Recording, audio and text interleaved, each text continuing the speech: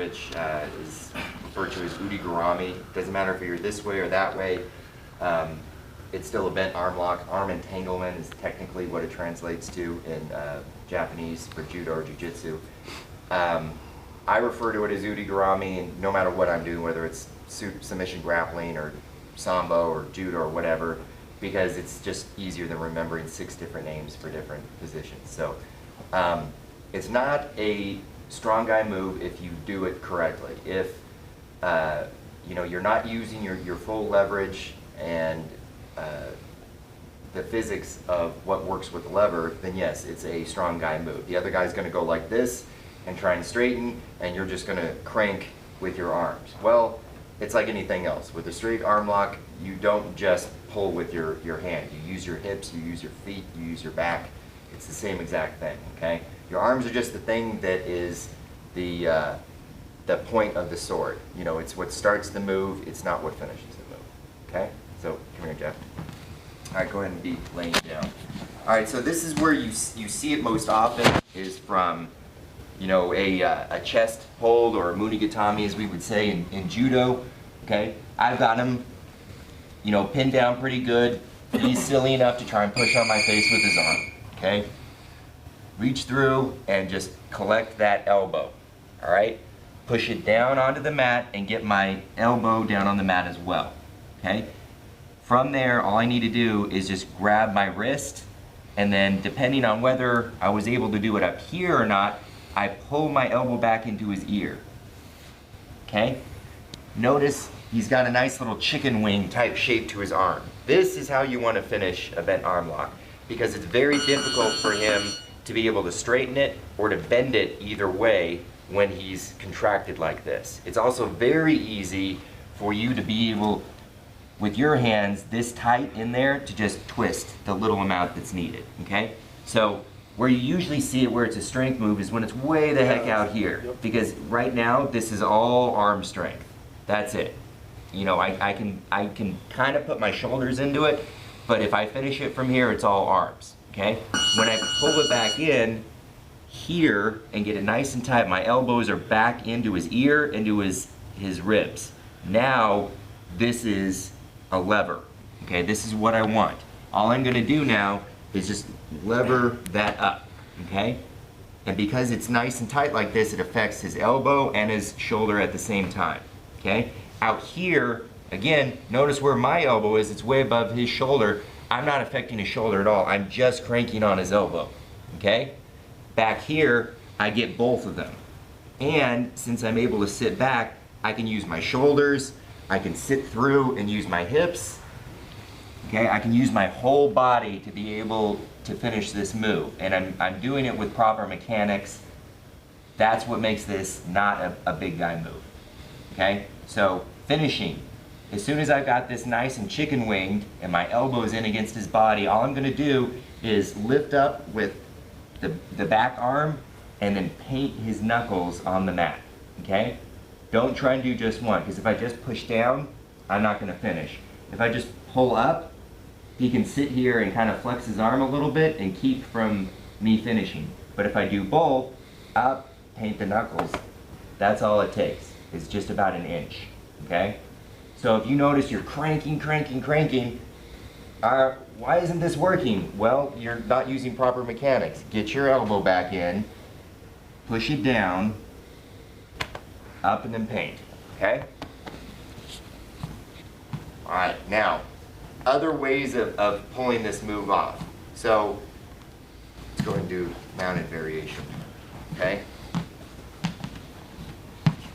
Sometimes you can get this from the mount. Now, again, it's usually because the guy's silly enough to try and push your upper extremities. This is why I always tell guys, don't worry about his shoulders, worry about his hips, okay? Because if your hands are anywhere near my shoulders, I'm gonna arm lock you. And it doesn't matter if it's a bent one or a straight one. So again, I collect and isolate. And you notice that as I come down, I don't just push here and start doing this. As soon as I get that arm and I start moving, my whole body comes down with it. Okay, now I'm pinning his arm. And it doesn't matter if I'm pinning him over here, okay? I'm losing a little bit of control in the pin, but he's not going anywhere without his arm, right? So I'm just kind of extending the pin a little bit. Once I get my wrists together, I again bring him back in so he's chicken winged, but I'm still putting all my weight on his arm.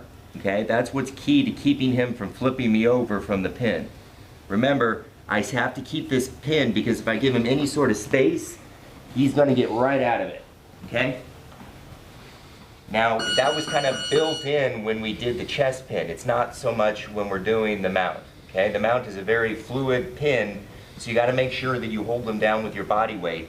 And the easiest way of doing that is to hold down that arm. Again, he's not going anywhere without his arm. So if I keep this pin down until I'm ready to crank, as I scoot him back, he's not going to be able to reverse me. Okay? So as soon as I get him nice and back, and I get one elbow in the ear, one elbow into his ribs, okay? I just lift and paint. Okay? And it usually goes a little bit quicker with this one because I'm mashing him down with my shoulder and my upper chest. Okay? Now if you're having trouble with it this way, what you can do is you can turn through this way. Okay? I'm going to use my hips a little bit. So I don't put a foot up, okay? I just turn my hips and let this foot kind of rotate up, okay? Again, don't start like that because he'll use that to try and escape. I just turn my hips over and let my toes point up, okay? See? As my hip goes down here, it rotates him up. And again, he can't reverse because I'm squishing him with the pin. All right? Okay, third one. This is my personal favorite and the one that I see people screwing up all the time. Let's do the other one. So yeah. Okay, the north-south variation. Okay, this is probably the nastiest variation of it because you can literally turn somebody's arm 360. Whereas with the other ones, you have the mat kind of in your way. With this one, you're not going to when you finish. But it's also one that people screw up a little bit, okay? So, I start with a good pin, okay? If he's got a belt, I'm gonna grab a hold of his belt and suck him in nice and tight, all right? If I can, I'm gonna get two knees like on either side of his ears, okay? So if we start here, step over his head, squeeze his ears with your knees, okay? That makes it really hard for him to be able to buck out of the pin, okay? He's not going anywhere without his head. All right, if you can't do that, what we're gonna do is we're gonna keep him sucked in super tight to my hip, okay? So we're gonna continue from that variation because that's the one that you see more often. Okay, as soon as I'm ready, I let go of the far side and hug that arm, all right? And it's usually whichever arm my head's pointed towards. I don't want to try and go after this one because I've got to unwind and come over here and he's going to sit up and get out. So whichever arm is near my head, that's the one I go after. Okay? I'm hugging the arm, I put my head into it and start forcing down until I can isolate that wrist again. Okay? Got the wrist, got my wrist. Okay? Now usually what happens is he starts doing what Jeff just did. He starts trying to rotate that way. And what you'll see some people doing is they'll do this. I'm going to do that. Well, Jeff can still kick his head out. Okay? So what you want to do instead is, if he starts rotating and being a smart person, what I'm going to do is I'm going to step my knee over his face. Okay? Now, he's not going anywhere. He can try, but nothing's happening. The key is, he can't pop his head backwards. All right? Now, a variation that still works is if I sit through and I do it this way. Okay? I can actually kick through there. But I think it's a hell of a lot easier to just put your knee in front of the guy's face. Now he's blocked. And that's all you have to do. So again, those are 3 variations.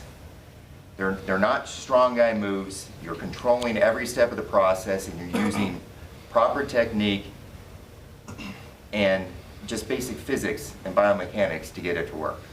So it's important to remember that just because somebody says that a move is a strong guy move. That doesn't necessarily mean that, you know, that's canon. You have to think these things through yourself and really break the move down. Okay? There's a reason why they've all been here for literally hundreds of years. Okay? If it was just a strong guy move, it wouldn't still be being used. Okay? So that's the bent arm lock, Ude Garami. Double wrist lock is what they call it in catch. There you go.